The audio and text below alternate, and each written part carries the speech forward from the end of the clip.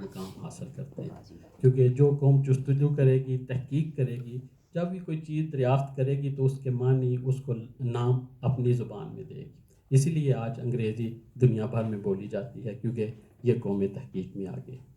یہ تو ایک حوالے سے بات ہوگی. دوسری بات، زبان کوئی دنوں میں یا لمحوں میں مارز وجود میں نہیں آتی.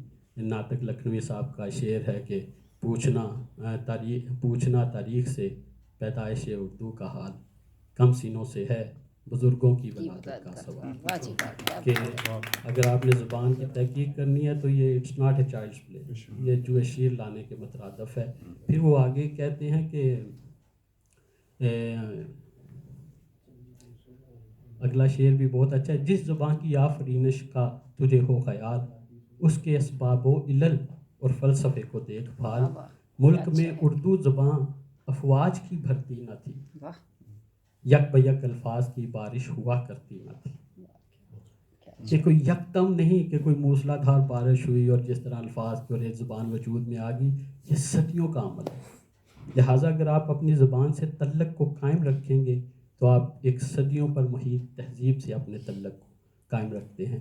میرے ایک دوست ہے، ان سے یہ آخری شعر پہ بات ہو رہی تھی تو میں نے کہا کہ پھر شاید زبان محبت سے وجود میں آنے کا نام ہے. وہ نور جہاں کا بہت مشہور نغمہ ہے، رم جھم بڑے پھوار تیرا میرا نتا پیار. تو میں نے کہا زبان بھی شاید اسی طرح آہستہ آہستہ رم جھم پھوار کی طرح پڑتی ہے، اور اس کے تعلق محبت سے ہوتا ہے. کیونکہ کل بات ہو رہی تھی کہ اردو زبان کو اس خطے میں مارز وجود میں آنے میں فاتحین کا کوئی اتنا کردار نہیں ہے.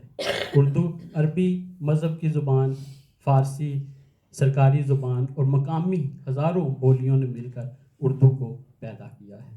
تو یہ ایک صدیوں پر محیط عمل ہے. اگر آپ اس زبان کو سیکھتے ہیں تو آپ اس تہذیب سے، اس ثقافت سے جڑے رہتے ہیں. اور ڈنمارک میں کہانی گھر یہ کام کر رہا ہے. ہم ان بچوں کو اس تہذیب سے، اس ثقافت سے زبان کے ذریعے جوڑنے کی کوشش کر رہے ہیں. کیونکہ اگر تہذیب اور ثقافت کو آپ زمین سمجھ لیں تو زبان وہ جڑیں ہیں جو انہیں اس زمین سے جوڑ کے رکھیں. یہ بہت شکریہ.